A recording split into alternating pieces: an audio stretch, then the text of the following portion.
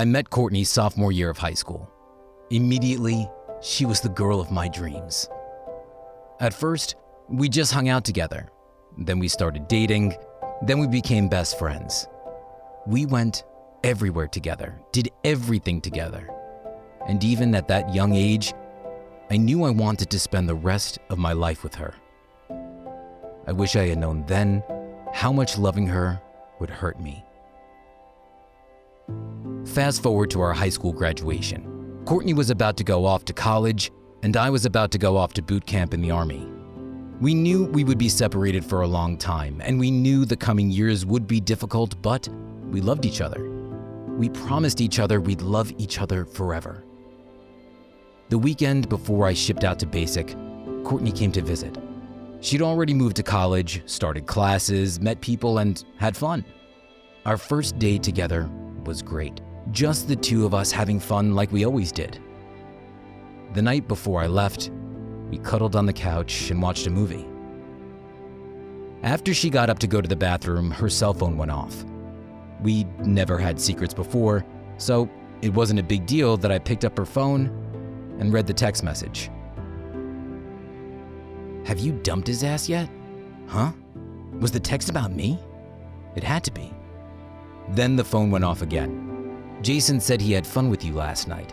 I knew Molly was Courtney's friend from college, but who the hell was Jason?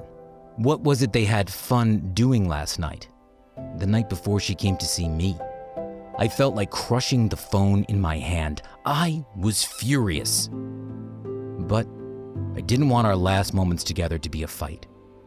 We wouldn't be seeing each other for a while, and I didn't want her most recent memory to be of my screaming and angry face.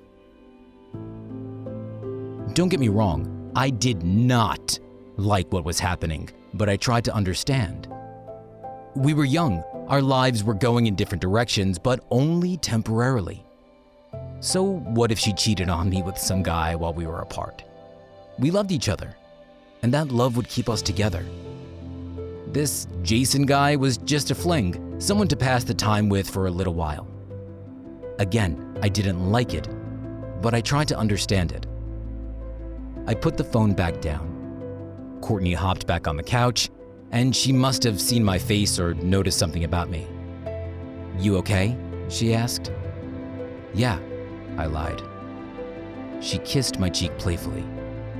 "Love you," she said, and then turned back to the movie. Fast forward a few years, I finished basic training, and Courtney finished school, and that Jason guy was long gone, just like I predicted. Courtney moved in with me, and I was stationed relatively close to our hometown. Not long after we moved in, we got married, just in front of a judge and with some friends as witnesses. She made friends, and I got along with my unit really well too. They had girlfriends and wives too, and we all got along really well. We were young, we were energetic, we had a little bit of money, lots of fun, and even more love. Really, life was great. Then I came home one day, and Courtney's friend Kayla was there. We chatted for a while and caught up. It was clear from Kayla's demeanor and look that she was not in a good place. Eventually, Kayla told us that she was homeless, that she needed a place to stay. I did not want her to stay with us, but my new wife asked me to let her, and I wanted to be a good husband, so I said yes. At first, things were tense, but things were fine. It's weird having another person live in your home. It's like your home is private, but not really. Like you have to make sure the bathroom door is all the way closed when you shower, or make polite conversation early in the morning when you just want to drink your coffee in silence. Time passed, and I grew more comfortable with Kayla, and we even flirted a little bit. It was harmless flirting. I have never and will never cheat on Courtney. But Kayla is really attractive. It was fun to flirt. But it just pissed Courtney off, and a few times she got mad at me. "It's not what you think," I would tell her. "We were just talking." "Well, it looks like what I think," Courtney would say. "You know damn well what you were doing. I don't like it, and you are going to stop it." Eventually, Kayla got a job and moved out. But Courtney's suspicion of me and Kayla never really went away. Fast forward another year. Courtney met me at the door when I came home. "Guess what?" she said.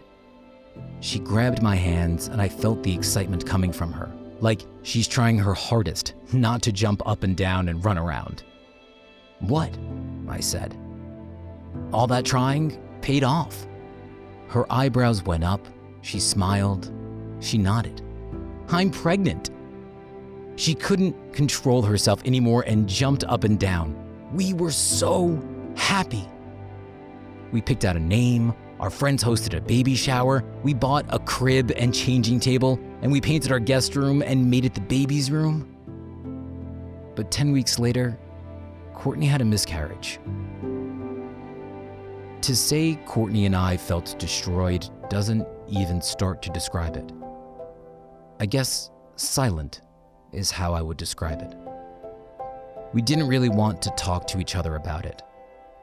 If I felt like Courtney needed space, I gave her space. If it seemed like she needed me around, I stuck around. I did my best to gauge how she was feeling each day and react in the way I thought best.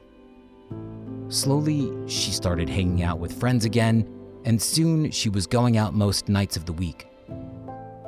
On the nights she stayed home, our evenings weren't as tense and stressed. Our life returned as much to normal as it could, or so I thought. Fast forward several months. Courtney came home one night from hanging out with friends. She looked serious, worried, and when I asked her, she said, "We need to talk." She sat me down at the kitchen table and said, "I'm pregnant again." I felt overjoyed. I stood up and cheered like I was watching my wife score a touchdown. "Albert," she grabbed my hand and pulled me back into my chair. "Albert, it might not be your baby." Trains can't hit as hard as that news. I felt like the air had been sucked out of me, sucked out of our kitchen. "Might not be yours." I knew right then and there she was saying that to lessen the blow, and what she really meant was, "Albert, it's definitely not your baby. I cheated on you." Fast forward a few weeks. I was living with my mother again, and one day Courtney called me. "I miss you," she said. "I miss you too," I said. "I'm sorry." She let the silence be there. "I want you back. I want you to move back home and for us to be together again." I knew I was a fool for agreeing to move back, but I was a fool in love. Moving back in with her didn't feel wrong. I felt at home in my home. Fast forward a few months. Courtney gave birth to a beautiful baby boy. Let me tell you, seeing a new child brought into this world, calling it your own, I just fell in love all over again. I knew the baby wasn't mine, and I knew Courtney and I had a lot to deal with still. But that feeling, that was the best feeling.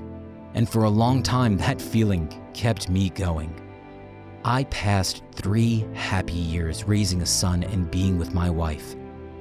Things weren't perfect, of course. Courtney was diagnosed with a borderline personality disorder and was often depressed. We'd argue sometimes and she threatened to leave. She knew that whenever she needed to really hurt me, she'd say that our son wasn't mine. But our fights eventually calmed down and things were okay. Until one day, they weren't. Courtney was diagnosed with a BPD and was often unhappy. She left me, for real and for good. She moved in with a biological father. He is the biggest scum. He has already cheated on her several times, and I can only imagine the kinds of arguments they have. If she was as high-strung with me, a pretty laid-back guy, I can't imagine how high-strung she'd be with her baby daddy. Worst of all, I stepped down as the legal guardian to my son. As much as I loved him, I had to face the fact that he was not mine. I still talk with Courtney from time to check in on my son. Yes, I still call him my son even though I know he's not. To check in on how she's doing. To check in on an important part of my life. I love you, I tell her every time we end our conversations. I love you too, she always says back. I truly don't know where to go from here. But thanks to the love and support of my family, it makes everything just a bit more bearable. I still love Courtney, and I know she still loves me, even if we're not together, and even if we still hurt each other sometimes. I'm in therapy, and so is she. Like the Beatles song, it's getting better all the time. I don't know what the future holds for me, but I guess life always can have a new beginning, and we can choose where we want to go from here. When Courtney and I were in high school, we promised we'd love each other forever. And in our own way, we kept that promise.